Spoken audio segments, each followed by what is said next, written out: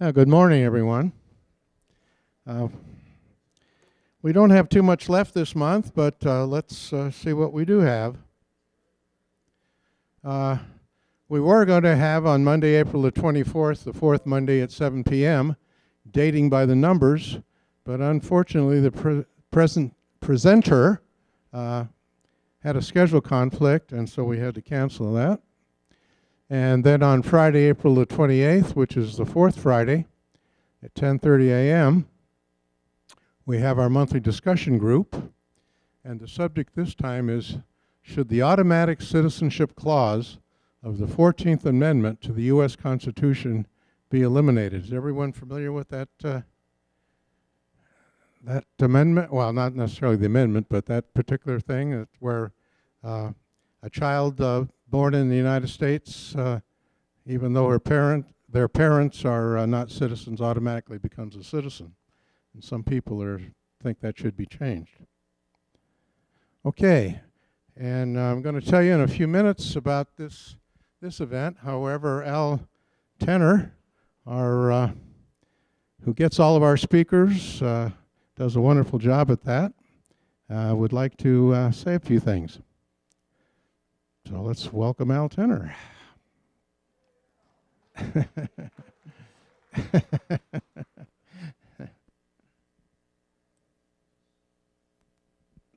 Forget the applause, just throw money, preferably negotiable bills.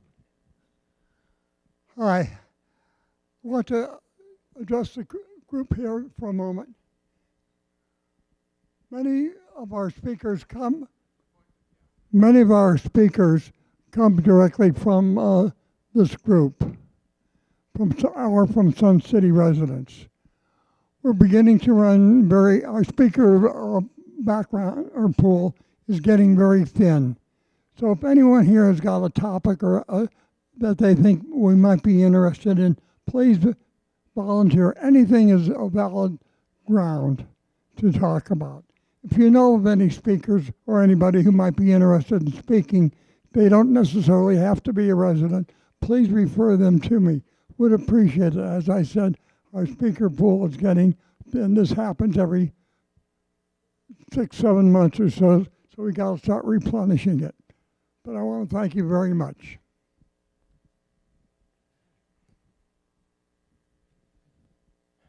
All righty. So, as we know, we're going to get a new look at the Civil War in the West by Professor William Shea, and let me tell you a little bit about him. He's a Sun City Anthem resident. He was professor of history at the University of Arkansas at Monticello until his retirement in 2014. He's a native of Louisiana and has a BA from Louisiana State University and a PhD from Rice University. He has been a Fulbright scholar in China, a consultant for the National Park Service, and a battlefield guide for the Smithsonian Institution. He is author or co-author of numerous books and articles on American military history, especially the Civil War west of the Mississippi River. His most recent book is Fields of Blood, which is what I show on the screen there. Where am I? His Fields of Blood, the Pacific Grove Campaign, 2009. It received the Fletcher Pratt Award of the New York Civil War Roundtable for the best book published on the Civil War that year. He also co-authored Pea Ridge, Civil War Campaign in the West, 1992, Vicksburg is the Key, The Struggle for the Mississippi River, 2003, and Wilson Creek, Pea Ridge, and Pacific Grove, a Battlefield Guide, in 2006. He is currently chipping away at a biography of Samuel Curtis, the most successful Civil War general on either side in the West. So let's welcome Professor William Shea.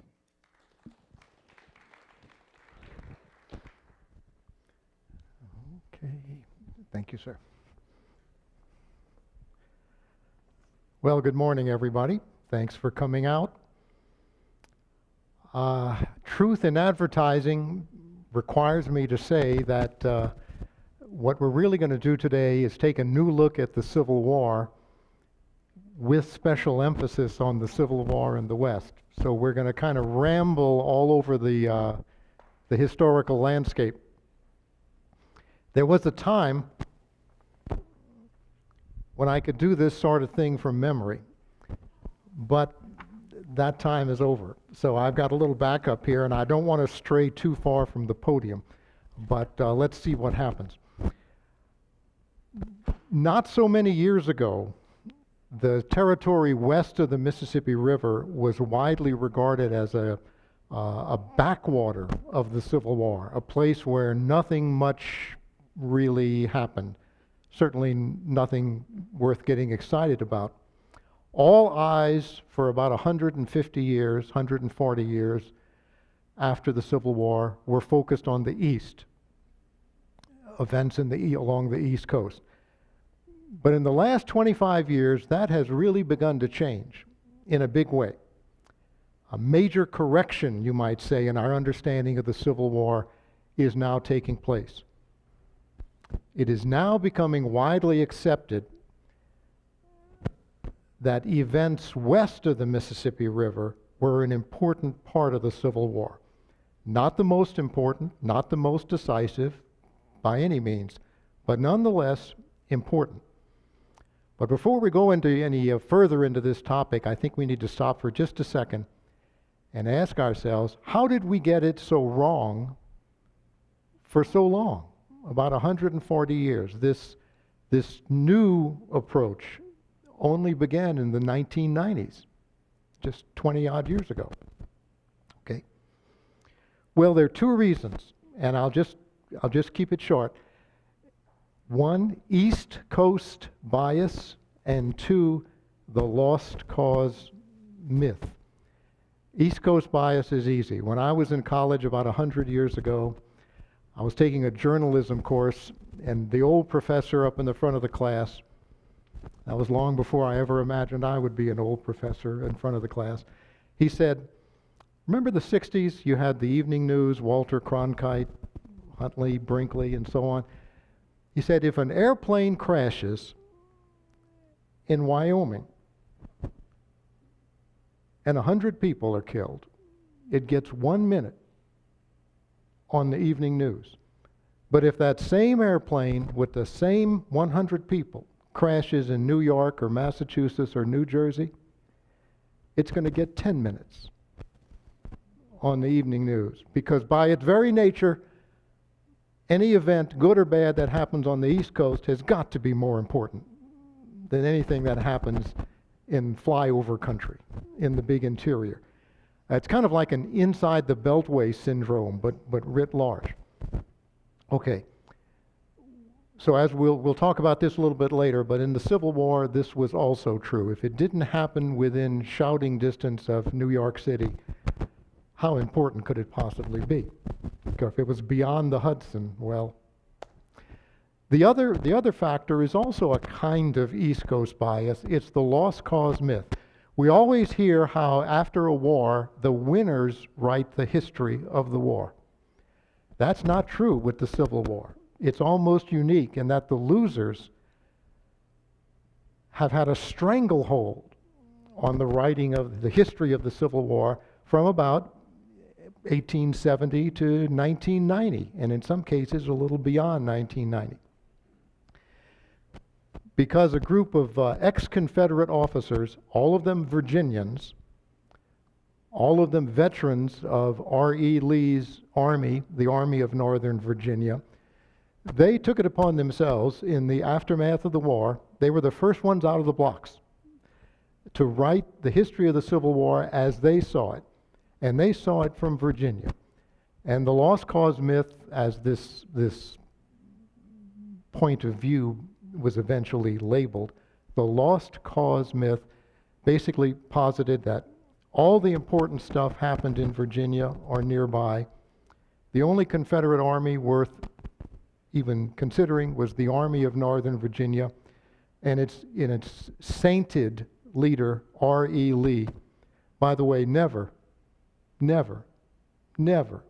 until the 20th century did anyone ever refer to him as Robert E. Lee. He was always R.E. Lee, except to his wife. She called him the General. Okay? So R.E. Lee, please. Okay. And there were some other sort of secondary points they emphasized. The war, from the Confederate point of view, was a white man's war, a war of white supremacy. Every white man in the South fought for the Confederacy, which is far from true. There were hundreds of thousands of Southern white men who joined the Union Army as soon as they could. That the slave population was docile. They did not want to be freed, when in fact they stampeded away as fast as they could when the war broke out, and 250,000 black men volunteered to fight in the Union Army to end slavery. So so you add the Southern whites and Southern blacks, and that's 1/3 of 1,000,000 Southerners fought in the Union Army. So much for the lost cause myth's notion of white solidarity. But anyway, that point of view, the lost cause myth also emphasized Virginia, Virginia, Virginia, and so on. To the point that today, when we think of the Confederacy and its great symbol, the Confederate flag, what do we think of? What does the Confederate national flag look like?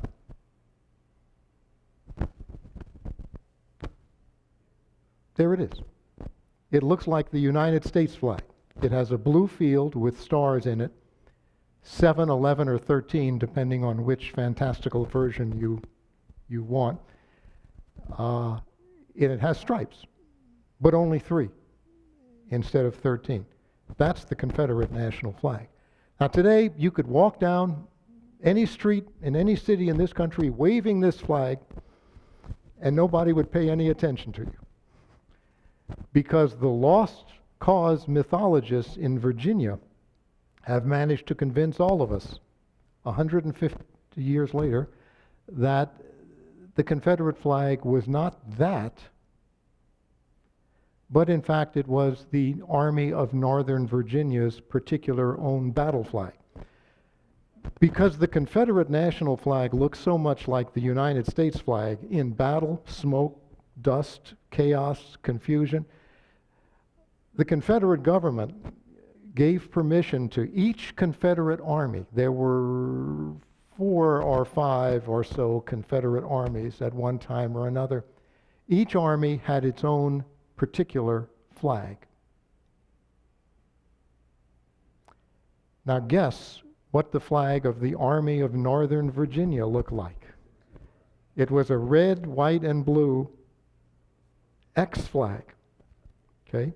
Looks something like the Scottish national flag.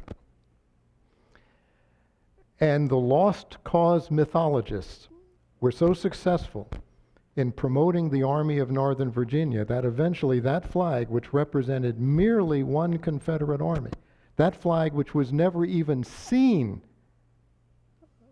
by Southerners outside of Virginia, that flag came to represent today the Confederacy, the flag of one East Coast army. And it wasn't even the flag under which most Confederate soldiers fought. The most common Confederate battle flag was the flag of the Army of Tennessee, which was all over the place. It fought at Shiloh and Stones River and Chickamauga and the Atlanta campaign. That's the flag that most Confederate soldiers served under. That's the flag that would have been recognized in the 1860s as a Confederate military battle flag. And you know what that flag looks like, or looked like? Think of a solid blue flag, solid dark blue, with a white border, and right in the center, a white full moon. That's it. You see any license plates with that? And nowadays, you see any t-shirts with that? You could wave that flag on the streets of Harlem and nobody would be offended or upset because they would have no idea what you're looking at. So this is how powerful the lost cause mythologists were. They managed to focus everything on Virginia, the East Coast, so it played hand in glove with East Coast bias. As a result, today, it's all about the East Coast. Or I should say, up until almost today, it was all about the East Coast. events in these Gettysburg, the surrender at Appomattox ended the war. No, it didn't. One Confederate army surrendered at Appomattox. The rest were still going. It would be months before the last Confederate army surrendered. But we have this focus on the East. So it distorts everything. And only in the last 25 years has this begun to change. Only in the last 25 years have we begun, we in the history business and the public in general, begun to get to experience a readjustment. It's like we're bringing things back into focus. Or as a friend of mine once said, he said, historians have finally broken out of the box that they had imprisoned themselves in for about 140 years. So we now realize today that the Civil War west of the Mississippi River was more complex, more compelling, and certainly more significant than we used to think. Now, obviously, armies operating west of the Mississippi River were smaller than those operating in other areas. Casualties were lower, at least in absolute numbers, but intensity is unrelated to scale, okay? Courage, suffering, devastation, these knew no boundaries. Soldiers and civilians made the same sacrifices, and they shared the same experiences on both sides of the Mississippi River. Or to put it another way, Americans fought just as desperately in an Arkansas thicket as they did on a Pennsylvania hilltop. It was all one war. Okay. Now, let's look at the Trans-Mississippi. This is the name, by the way, after the war that came to be used to describe, rather than say the area west of the Mississippi River, the term the Trans-Mississippi. And as you all remember from your high school when you took Latin, didn't you? That trans is Latin for beyond or across.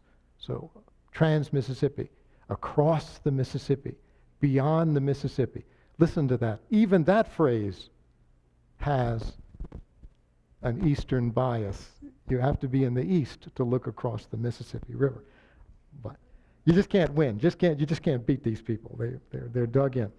Okay, so what was the Trans-Mississippi like in the 1860s? Well, it was enormous. It still is enormous. Its cultural and physical geography defied easy generalizations. In the 1860s, it boasted some pretty significant commercial and industrial centers, most prominently St. Louis, with its banks and foundries and boatyards, but it also included a diverse array of agricultural enterprises, prairie plots in Minnesota and Kansas, cotton and sugar plantations in Louisiana, hardscrabble farms in Arkansas and Missouri, sprawling rancheros in Texas and New Mexico, and mining towns just beginning to appear in Colorado. Large numbers of inhabitants spoke only French or Spanish. Other large numbers of inhabitants communicated in Choctaw or Cherokee or Sioux. Now, Europeans and Africans had settled along the Mississippi River and its western tributaries about a century earlier. But by the time of the Civil War, most of this vast area was still pretty much in a state of nature. It was a gradient. This is the Mississippi River.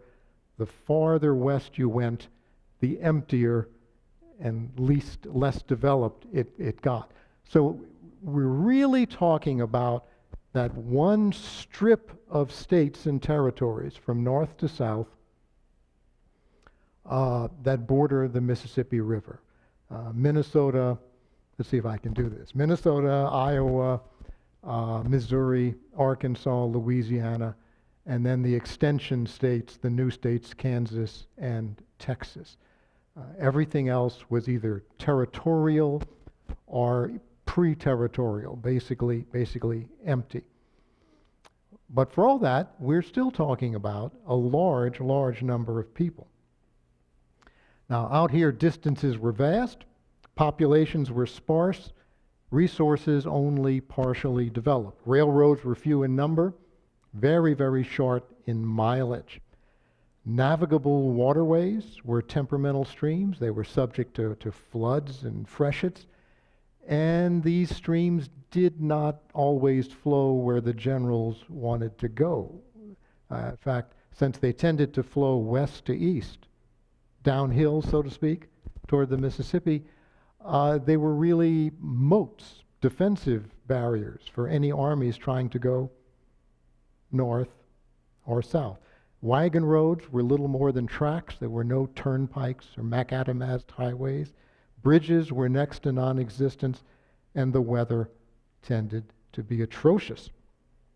So nowhere else in North America did terrain, climate, and distance have so great an impact on military operations.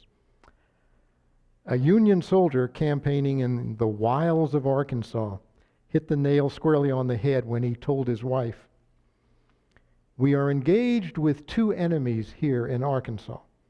One is the rebels. The other is geography.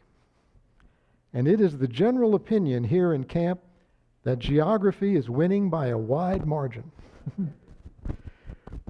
Now, it was relatively easy for Civil War armies in the East to march through Pennsylvania and Georgia, gobbling up hams and haystacks as they went. But the Rocky Hills, the soggy bottomlands, and the scattered farms of the Trans-Mississippi offered considerably less in the way of substance for man and beast. Neither side could escape the tyranny of logistics in the Trans-Mississippi.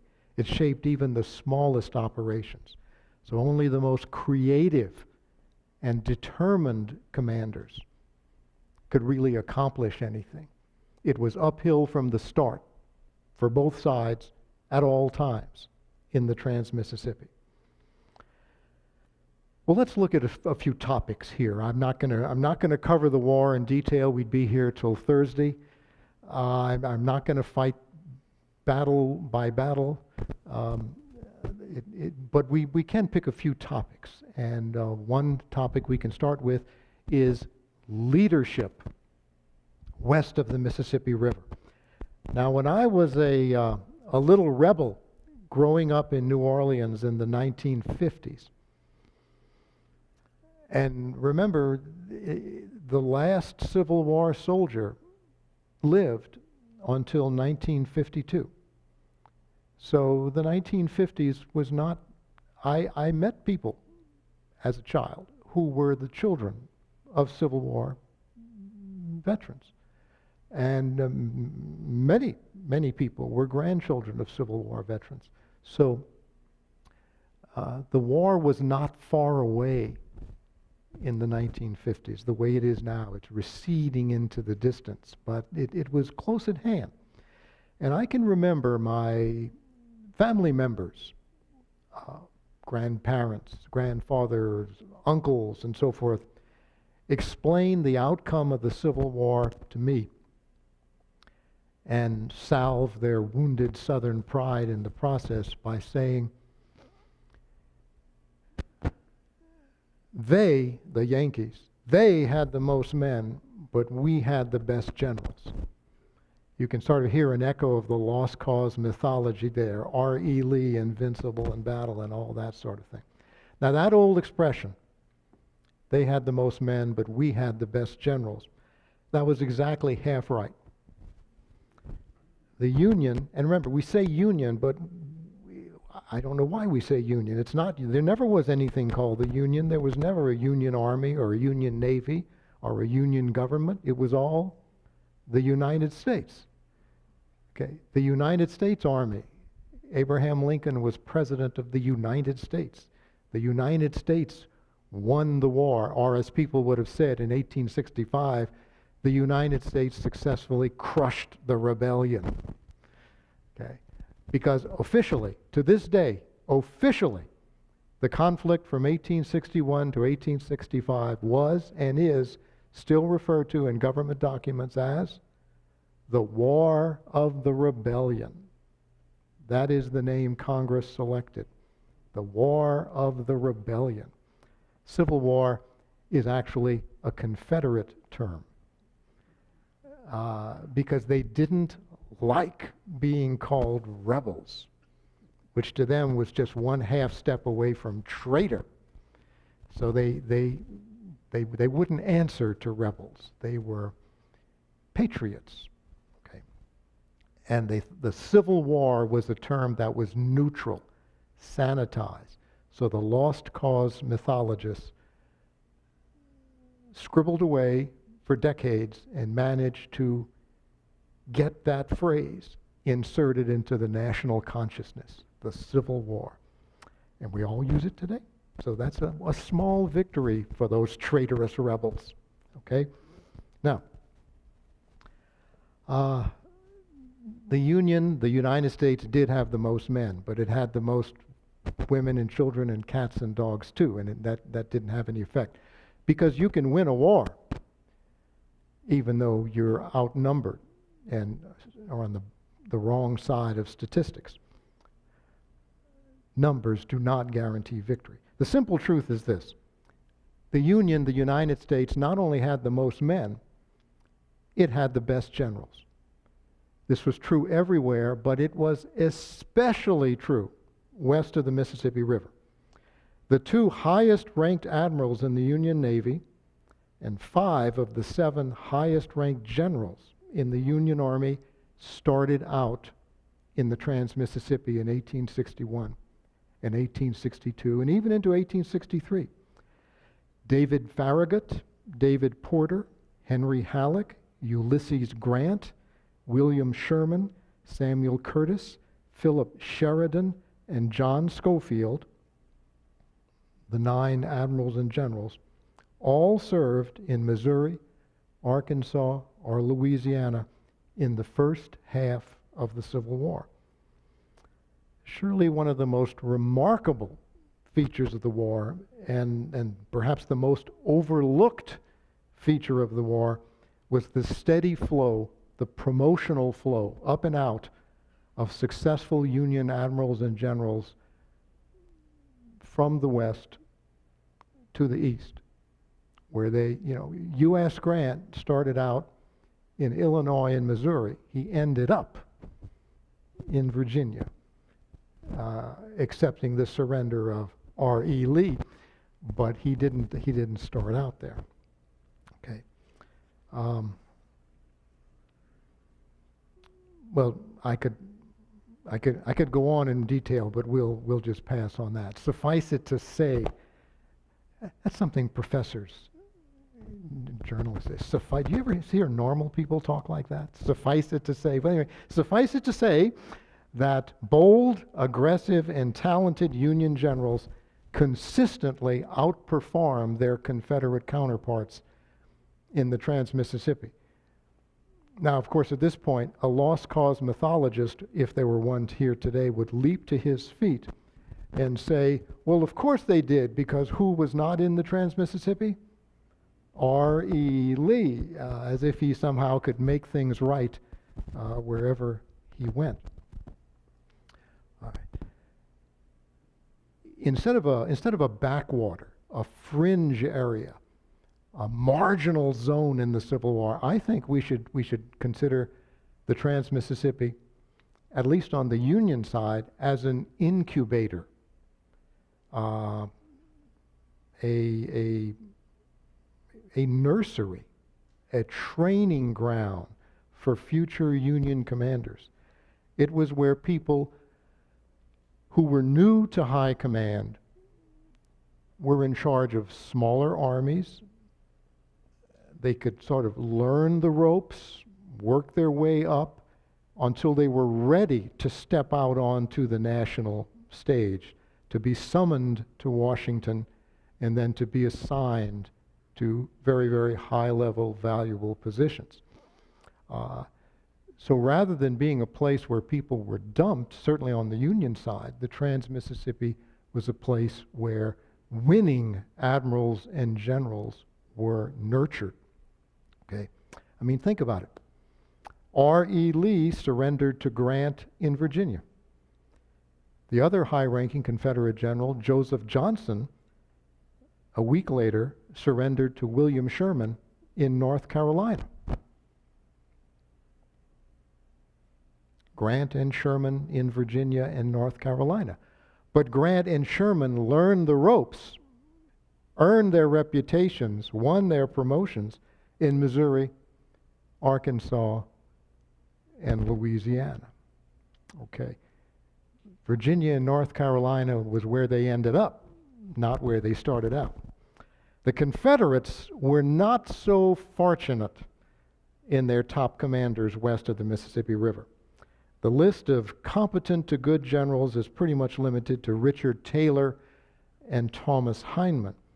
As for Earl Van Dorn, Sterling Price, Theophilus Holmes, and Edmund Kirby Smith, the best that can be said of them is that each in his own way made a unique contribution to Confederate defeat. I'm really fond of a description of poor, bumbling General Holmes, who at one time was the overall Confederate commander west of the Mississippi River. He was based in Little Rock. After a scathing denunciation of Holmes' lack of military ability, the editor of a Little Rock newspaper concluded, "In justice, we must add that General Holmes is a polite man of most excellent heart and kind disposition. He loves children. He is a gentleman in all things, and it is really not his fault that he is no soldier." By the time he was finally recalled and replaced, he had bumbled and stumbled into any number of military catastrophes. And this brings us, by the way, in a roundabout sort of way, to what is probably the most persistent and pernicious myth about the Confederate Trans-Mississippi, a myth that was produced by the Lost Cause scribblers in Virginia. And the myth is this, that the Trans-Mississippi, the Confederate Trans-Mississippi,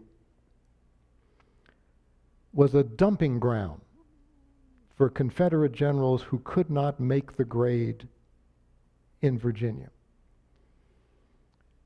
I have no idea where this comes from. I have no idea why anybody has believed any of this for even a minute, because it's absolutely untrue. It is, in fact, the opposite is true. The Confederates did not dump unsuccessful generals in the Trans-Mississippi. In fact, they sent very few. Most highly placed Confederate commanders west of the Mississippi River were homegrown. They were not imported. And they compared reasonably well with other unsuccessful Confederate generals. And that's what most Confederate generals were, unsuccessful. Okay. With the exception, of course, of the sainted R.E. Lee. More to the point, really, no Confederate generals, none, zero, not one, none, were exiled to the Trans-Mississippi as punishment for their sins. Generals who were ordered west, and the list is very short, they were sent across the river to resolve specific political, military, or personnel problems. They were sent across the river because they thought, the government in Richmond thought they had the necessary talents to solve this problem, resolve that issue, or whatever. So the notion that the Confederates so disregarded the Trans-Mississippi that they used it as a kind of garbage can for personnel, a kind of human resources disposal area, this is nonsense. There were 3.5 Confederate states west of the Mississippi River. They had senators and so forth in the Confederate Congress, and they were not about to let that happen. They had to approve these transfers and so forth. So, but it didn't work the other way. Not a single Confederate general west of the river was successful enough to move east, unlike what was happening on the Union side. So right there you can see the imbalance in the quality of military leadership west of the Mississippi River. There was a stream of Union admirals and generals moving east to higher positions. There was no such stream in the southern or Confederate side of the Trans-Mississippi. It was all just dismal and disappointing, one defeat after another. Okay, enough of that. Let's shift gears. Civil War military history is dominated by regular warfare, okay? Campaigns and battles fought by organized military forces. Now, this always comes as a surprise to those folks who think that the Civil War began and ended in Gettysburg. But the Trans-Mississippi was the scene of a half-dozen campaigns of major regional and even to some extent national importance. Battles were fought at Wilson's Creek, Pea Ridge, Prairie Grove, Glorietta, Arkansas Post, Helena, Honey Springs, Mansfield, Pleasant Hill, and Westport. The outcomes of these engagements not only decided the fate of the Trans-Mississippi, they often influenced events on the east side of the Mississippi as well. Little studied until recently. There was not a single worthwhile book on any of these battles or campaigns until, I'm sorry, I'm seized by a moment of immodesty, until I co-authored a book in 1992. This has been followed by a bit of a stampede of books. I did a second one, I think that was in '09. And other people have done other excellent work. As a result, we are now finally, at long last, after 150 plus years, beginning to have an understanding of what these battles were like, what happened, why it happened, and what the impact of these victories and defeats had on both sides. But even then, with all these books coming out, these battles are still not yet household names. And we have to ask ourselves, specifically, why is this the case? And the answer is, we're kind of hearkening back to the East Coast bias again. Journalists at the time of the Civil War shunned being assigned to the Trans-Mississippi. They would just say, no, boss, I'm not going. They much preferred to be assigned to the eastern armies, where trains and meals tended to arrive on time. Okay. Today, if an event does not appear on television or the internet, it's as if it never happened. Well, back in the 1860s, events that failed to make it onto the front pages of Eastern newspapers, especially the New York newspapers, these events existed in a kind of black hole. It's as if they never happened. Journalistic coverage of the Trans-Mississippi was at best extremely sketchy. And even the most avid newspaper readers of the day would have had only a vague notion of what was happening in the Trans-Mississippi. A friend of mine came up with an interesting little three-part aphorism for this. He said, journalists at the time of the war had a tendency to celebrate events in the East, downplay events in the West, and ignore events in the Trans-Mississippi altogether. And the saddest part about that is that historians for 150 years have followed in the footsteps of Civil War journalists. They've kind of repeated the same intellectual approach. We're breaking out of that box now. It's changing. But it has been a long, long time coming. I'm sorry to say that the regular war, the battles, the armies, the marching that took place in the Trans-Mississippi was only half the struggle.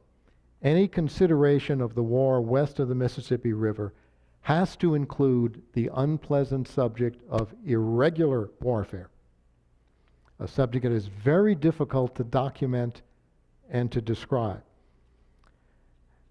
mass murderers did not leave a lot of literary evidence behind. Okay? Arkansas, Missouri, Kansas, the Indian Territory, Oklahoma, experienced a disproportionately higher incidence of irregular warfare than any other part of the Confederacy. And if that were not bad enough, the intensity, the brutality of irregular warfare in the Trans-Mississippi was unmatched anywhere else or any time else in American history. Irregular warfare was, simply put, the great scourge of the Civil War west of the river. Now, it was far more than a contest between pro-Union and pro-Confederate civilians who didn't feel it was necessary to enroll in an army in order to kill people. The irregular war became a shadowy war among participants of all different political stripes and of no political connection at all. Many irregulars were adherents of one side or the other. They were pro-Union or pro-Confederate. These irregulars tended to be fairly well organized, and occasionally they actually operated in conjunction with regular uniform forces. They would sort of come out of the woodwork to help out. These are probably the only irregulars who can properly be called guerrillas in the sense that we think of them. But other irregulars took up arms, not for political reasons, they couldn't care less, but to revenge acts of violence against their families, to settle old scores, or for their own murky political, personal reasons, not political, their own murky personal reasons. They dropped in and out of the war according to their own rhythms, and they rarely, if ever, actually cooperated with organized military forces on either side. They were essentially criminal gangs, criminal in the sense that they were out for loot, personal revenge, and so forth. But there was a third group of irregulars, a third category, and this category seems, we think, to have gotten larger and larger and larger as the war went on, until by the end of the war they may have been the most numerous bunch of all. These were not combatants at all. They avoided fighting Union or Confederate soldiers. These were packs of deserters, criminals, psychopaths who professed no political allegiances and took advantage of the chaos of war to wreak havoc on the defenseless. These were very bad guys. Now, who was who and who was in one group and not, basically you don't have firm boundaries here. This is kind of slippery. There's tens of thousands of people west of the Mississippi River who are kind of fighting the Civil War or a war or something on their own, and they're not really well connected with either group. Just give me a minute and I'll give you kind of an overview here. In the first year of the war, 1861, law and order generally prevailed. But thereafter, the fabric of society simply unraveled. County and local governments ceased to function. Judges, sheriffs, constables, clerks, and other office holders fled or failed to carry out their duties. Taxes went uncollected. Lawsuits went unheard. Complaints went unanswered. With courts closed and jails open, incidents of murder, torture, rape, theft, wanton destruction increased dramatically. Commerce and communications broke down. Thousands of citizens abandoned stores, farms, homes, and fled. Dozens of counties, particularly in Arkansas and Missouri, were completely depopulated. Not a soul was left by 1865. Chaos gripped the Indian Territory as tribal governments dissolved. And in a somewhat related problem, what people in those days called the wild Indians rose up along the frontier. In Minnesota in the north and Texas in the south, the frontier rolled back more than 100 miles under ferocious attacks by Sioux and Comanches. And there were no soldiers to hold the line. They had been called away to fight in the war. It was really awful. Thousands, most historians think tens of thousands of refugees from the Trans-Mississippi collected in cities as far away as Houston to the south and Cincinnati to the north. Toward the end of the war, an Arkansas woman, a sort of middle-class Scarlett O'Hara, very avid secessionist, very pro-Confederate. She sent her husband off to the war, where he promptly died of cholera. She was as Confederate as anybody could be, heart and soul. But by the third year of the war, in effect, the war had come home to roost. And this is what she wrote in her diary. It's April 1864, third year of the war. Things are far worse than they have ever been. The whole country is full of bands of robbers and murderers. Our neighbors have been shot down on their doorsteps, or hanged in their front yards, or burned to death inside their homes. We have been living on corn for 2 weeks, and it is almost gone. The children are weak and hungry and cry every night. We have to leave, but our horses and mules were stolen, so we will have to walk with whatever we can carry. O Lord, I will give anything for peace and established laws again. About 4 months later, her area in southwest Arkansas was overrun by the Union Army of the Frontier. She was staying at I think her sister's house by this time. And she was so thrilled at having armed men around to maintain order that she and her sister scrabbled up what bits and pieces of food they could find and cooked stuff and brought it out to the front of their house where the road went by and handed out food to the damn Yankees as they marched by. Anything for established laws again. It got so bad that in some areas, again, Arkansas and Missouri mostly, Union and Confederate guerrillas actually put aside their differences. They hated each other, but they put aside their differences. They joined forces several times to hunt down and exterminate the criminal packs that were terrorizing their neighborhoods. Okay? There are actually recorded instances in some southern states in which Confederate towns sought out the nearest passing Union force and offered to surrender their town to them if they would only come and occupy the town and reestablish some kind of law and order in the town. It was really awful. It was a war within a war. The impact of all of this was so appalling that we have largely put it out of our minds. Okay?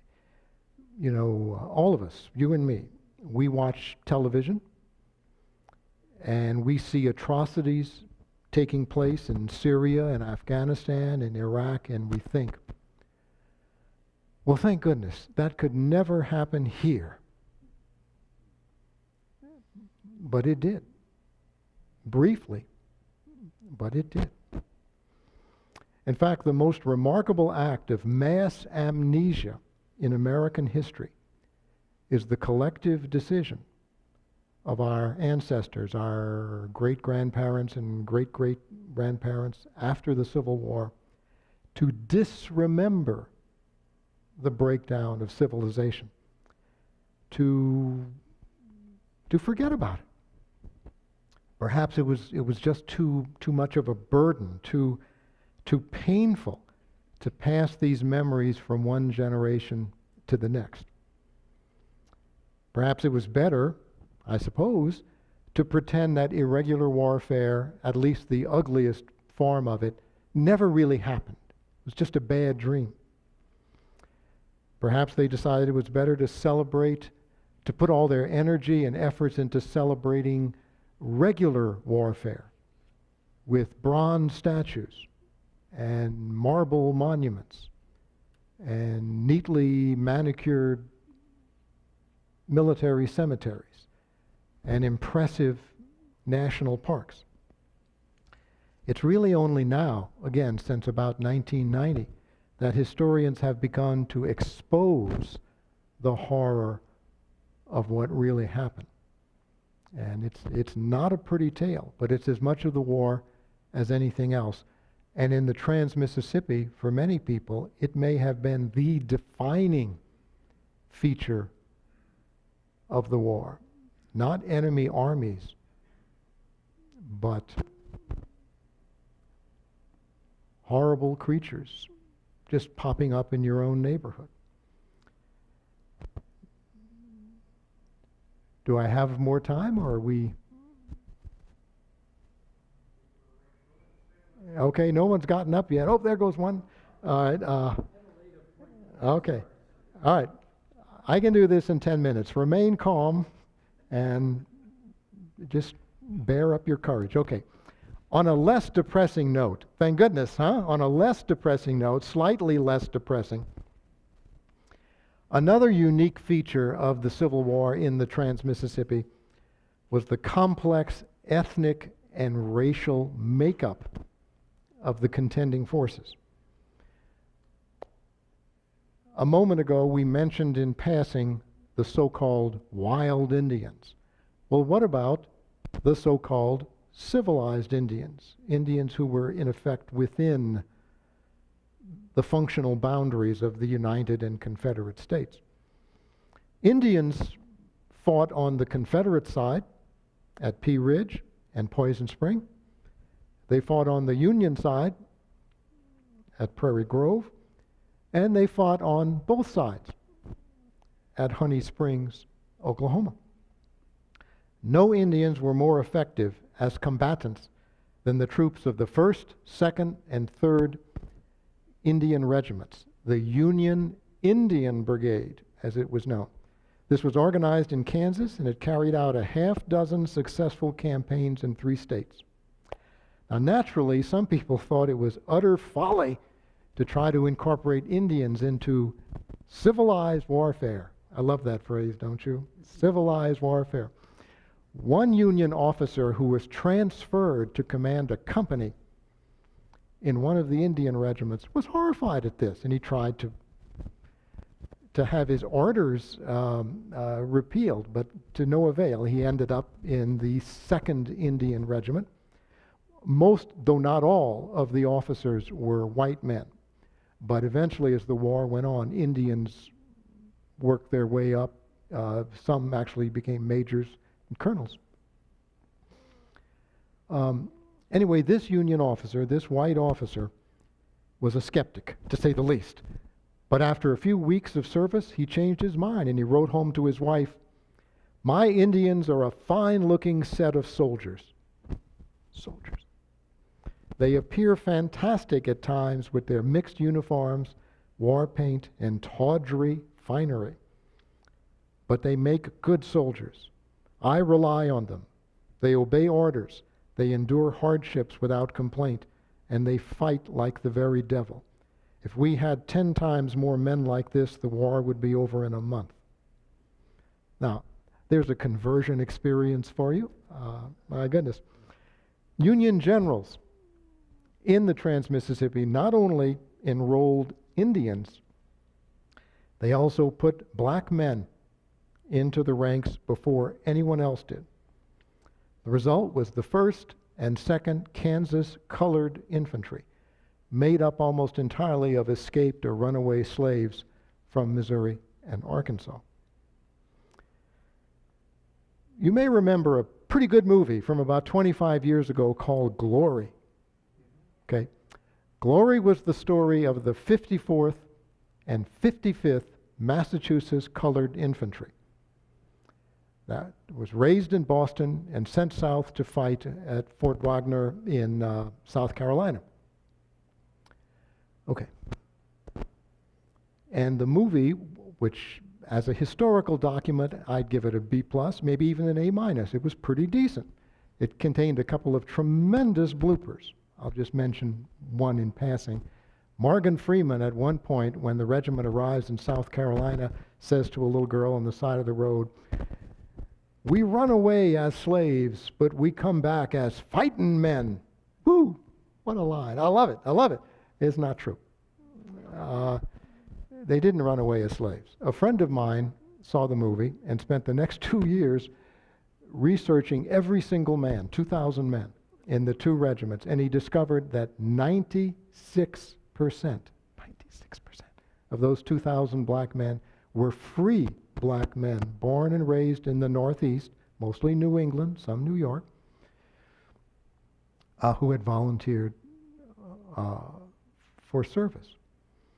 So the other thing that's not quite right is the movie gives you the very, very, very strong impression that these were the first, as people said in those days, the first colored troops to be raised and the first colored troops to fight for the United States. Whoa. This is an example of East Coast bias. The 1st and 2nd Kansas Colored, composed 100% of ex-slaves, had been raised a year and a half earlier and went into battle in Missouri in their first fight a year before the 54th Massachusetts did. So you've got this spectacular monument on the Commons in Boston, great sculpture with the regiment marching into battle. You've got the movie Glory with top-notch talent. I mean, if Morgan Freeman and Denzel Washington are in it, it must be true or close. And it is true, except it once again demonstrates the dominant place of the East in the way we view the history of the Civil War. We're working on it. We're chipping away at it, but it's hard. It's hard to overcome that built-in bias. I mean, after all, those regiments were raised in Massachusetts. They fought in South Carolina. And what in the world is the only thing that Massachusetts and South Carolina have in common? They're both on the East Coast. So there you go. There you go. Okay. Well, to get back to the story, to get us back to the Trans-Mississippi, the 1st and 2nd Kansas Colored Infantry, these were the first black troops raised in the Civil War. And the army to which the Indian Brigade and the 1st and 2nd Kansas Colored belonged was the Army of the Frontier, a small Union army, the westernmost of the Union armies, therefore the one that got the least publicity, but a very successful army. It won a series of victories in Missouri, Arkansas, and the Indian Territory. And what makes it unique is the Army of the Frontier, with its white, black, and red membership, was one of the very few multi-ethnic, multiracial, multilingual institutions in the entire United States in the 19th century. And it worked just fine. It was never defeated in battle. Okay? It was a potential model, a prototype for what a post-war society might be like. But alas, it was disbanded at the end of the war, and nothing like it reappeared until after World War II, when the military finally desegregated. Okay. So, in conclusion, hold the applause. Thank you. In conclusion, after being ignored for about a century and a half, by historians who should have known better. The Civil War west of the Mississippi River is finally beginning to emerge from obscurity. It was once dismissed as a meaningless sideshow, if it was ever considered at all, and it is now gaining a measure of respect as a legitimate area of study. Some really good books are appearing. Okay? The National Battlefield Parks at Wilsons Creek, Missouri, and Pea Ridge, Arkansas, are restoring their historic landscapes, updating their museums and interpretive schemes. State battlefield parks such as Prairie Grove in Arkansas, Honey Springs in Oklahoma, Mansfield in Louisiana, Mine Creek in Kansas are experiencing similar rebirths. Money, interest, professional expertise pouring in.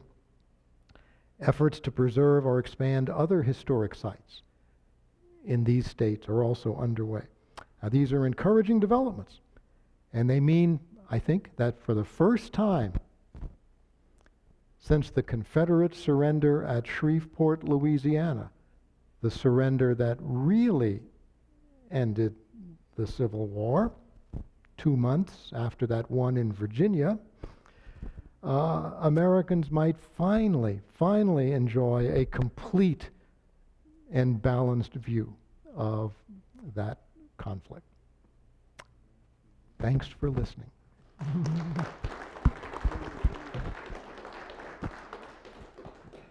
Some questions, if anyone has them? Questions? And if you do, please wait for the microphone. Questions or comments, I should say. Well, first of all, thank you for coming and giving us this wonderful talk. Because of all the nuances of the Civil War and your particular area of expertise, I hope that we could find some other aspects of it where you could come back and speak to us again. Yes, totally agree. I Yeah, want I to... told you everything I know. I doubt it strongly. I want to ask two questions that both of them may be slightly off topic, but that's for you to tell me if that's the case, because they weren't addressed. And I'll give you both questions. The first one is, with the knowledge and research you have about the history of the war and what you refer to as the Trans-Mississippi, there is more than one story, at least two I believe I'm aware of the circumstances under which Nevada was admitted to the Union. And I'm wondering if you have research on that so that you're aware of what the story was about how Lincoln brought them into the Union. And the second was whether or not you think the monumental documentary of Ken Burns, because at the time he did it, as you say, this area hadn't really risen to the top yet as an area of interest. Did he perform a service? Did he overlook things that should have been addressed? Or I suppose it's a rhetorical question, is there room to go on and revisit it with more work of that type? I hope these are fair questions to give you. Super. Let me try to answer them in reverse. We'll start with Ken Burns. His documentary was magnificent, but it's the equivalent of a novel. In other words, he was not, and he has said this numerous times, he was not attempting to create a documentary history of the Civil War, the way he's done with some other topics more recently. The baseball, the Dust Bowl, World War I. He was deliberately attempting to produce a lyrical history of the war, almost a novelization of the war. I love those scenes where the cameras are panning and you can hear birds twittering in the background. It's very nice. So it's not fair to judge it as a historical documentary, but as a production that caught millions of Americans up in the story of the war. It was a fantastic success. I love it for that. But I never used it in the classroom or anything because it was designed for a different, it was not a teaching tool. Now, as to the East Coast and so on, the Virginia thing, yes, he was completely a product of the Neolithic version of the Civil War that was still deeply entrenched. I co-authored the first book that was a chip in this, the Pea Ridge campaign in Arkansas. That book appeared in '92, 1 year or 9 months after the Ken Burns documentary. And then within the next 5 years, unknown to me, dozens of other people were also working on the Trans-Mississippi. It was like a secret tidal wave. And other books began to appear, and had the Burns documentary come out 4 or 5 years later, I think it would have been slightly different. But it was excellent for its day. It certainly reflected the historical themes of the day. And if you see it as a kind of lyrical story of the Civil War in the East, mostly, it's very good. It's very good. Now, as for Nevada, Abraham Lincoln, I have to back up a little bit. Abraham Lincoln had a problem. The Civil War was not fought between the free states and the slave states, or the North and the South. Abraham Lincoln fought the Civil War with 4.5 slave states in the Union. So the Civil War was a war between all of the free states and some of the slave states against all the rest of the slave states. Missouri, Kentucky, Maryland, Delaware, and part of Virginia stayed in the Union. So Abraham Lincoln had a problem, particularly over the issue of slavery. That's why he waffled on slavery for so long, is he was afraid to do anything that would cause the slave states that were on his side to bolt and take off. So what he did was to create new states somewhat extra-constitutionally. He created West Virginia out of whole cloth. He hustled Kansas into existence. And he practically just created Nevada out of dust. You know, people weren't paying attention, and all of a sudden there was a new state called Nevada. What? Because each one of these new states, Lincoln was a master manipulator. Each one of these new states brought 2 senators into the Senate who were almost certainly going to be Republicans. Okay? Because Lincoln essentially created those jobs for them by creating the states. And most of that, now the states were so unpopulated, they only brought in 1 House of Representatives member each. But that's okay. It was in the House of Representatives that Lincoln had the most trouble getting his legislation. Do you remember that Steven Spielberg movie from about 3 or 4 years ago called Lincoln, where he's trying to get the constitutional amendment? Remember, Lincoln did not end slavery. The Emancipation Proclamation only freed slaves who were in slavery at that time in the southern states, not the 4.5 northern states. Which meant that when the war was over and the southern states were once again functioning parts of the United States, they could simply re-enslave, restart slavery. There was nothing to prevent that. That's why it was so important at the end of the war that he passed that constitutional amendment forbidding slavery in the country.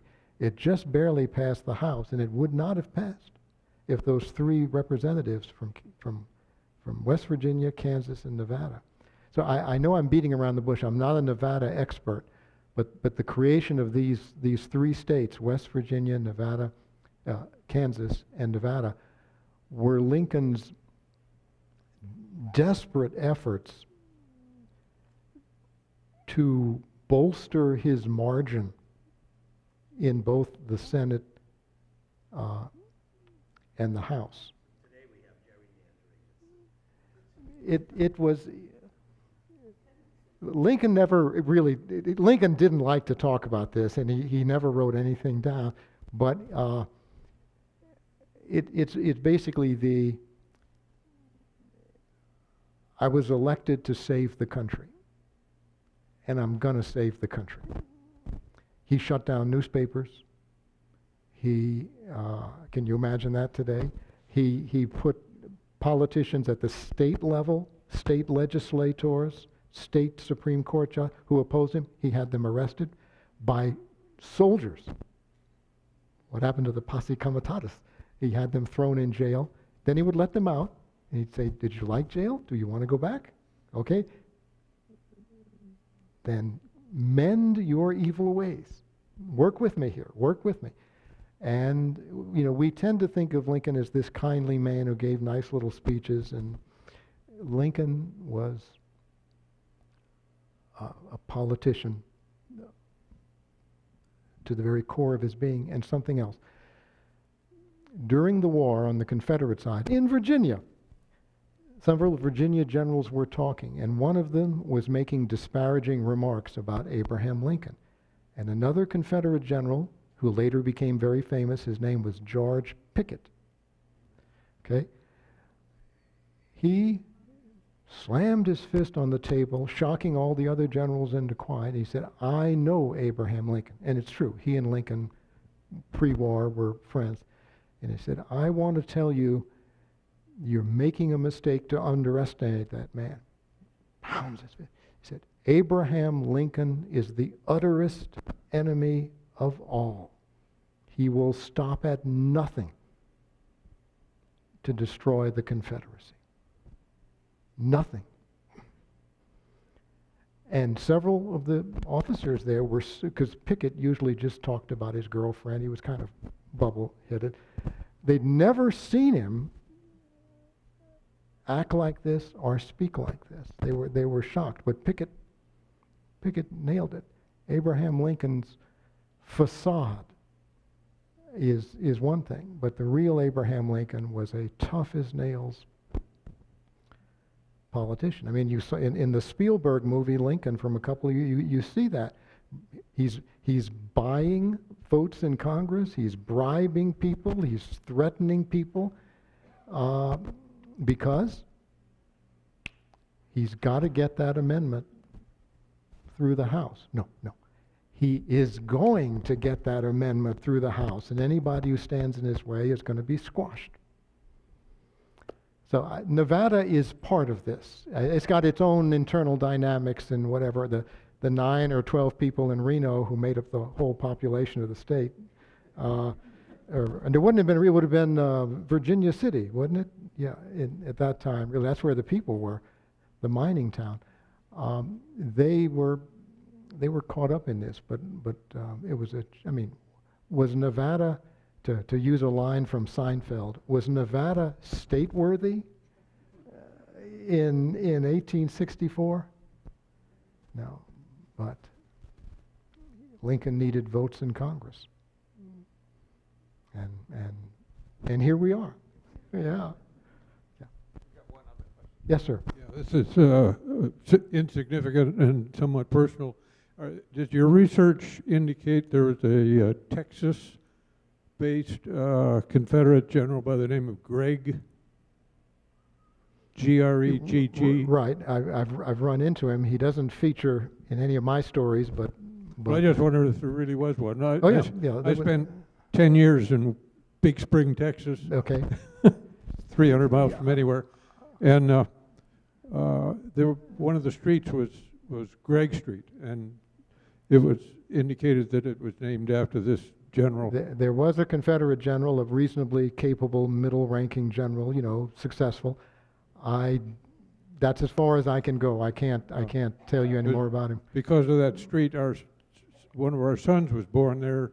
He was named Gregory, but the contraction is spelled with the extra G. Uh-huh. Due to the miracle of the internet, it is now quite easy to look up people. You don't even have to go to a library. And Wikipedia is usually good enough. I wouldn't vouch for everything that shows up on it, but it's a good place to start.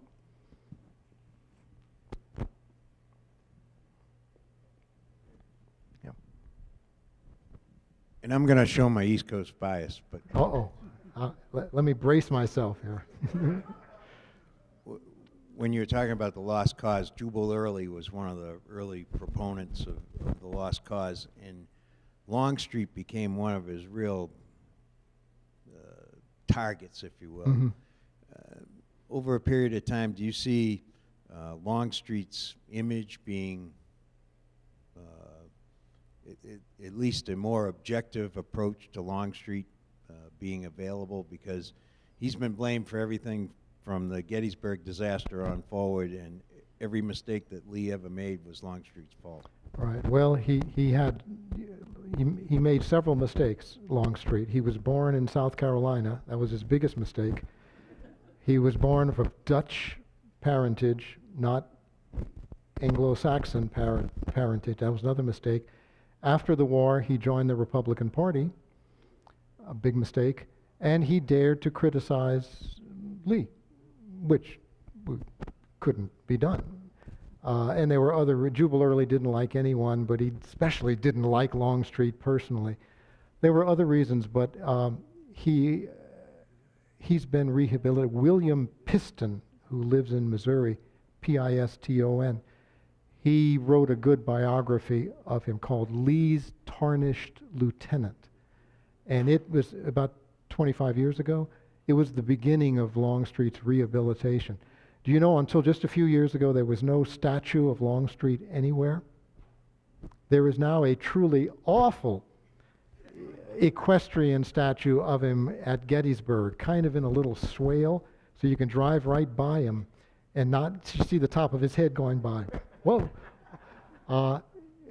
Sad to say, modern sculptors have lost the 19th century ability to create grand, monumental. Apparently, modern sculptors have never actually met a horse. It looks like, poor Longstreet at Gettysburg, it looks like he is riding a burrito. It is that bad. But at least he's finally got his equestrian statue, and it's only 20. You can look that up on the internet too. Oh, you want to show this gentleman? There. John Gregg. There you are. Yeah. Okay. He was involved. The only place I can place him is in the Vicksburg campaign, where I think he was killed, wasn't he? It says Petersburg. Oh, Petersburg. Wrong Gregg. Wrong campaign. There may have been other Greggs. It's not an uncommon name. This is the right one, but he was in Texas. Okay. There you go. Mystery is solved. Okay. Okay, thank you very much. Really appreciate this.